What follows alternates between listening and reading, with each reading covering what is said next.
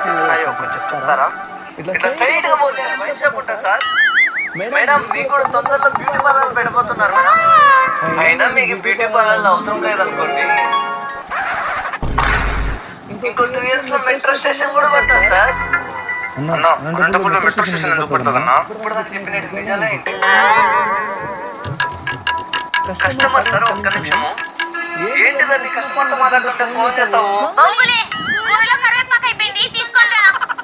ఏంది ఈ ప్లాంటే కావాలా? ఏంది 10 లక్షలు ఎక్కువైనా పర్లేదా? ఈ ప్లాంటే కావాలా? కస్టమర్ ఉన్నాడు, ఒక నిమిషం.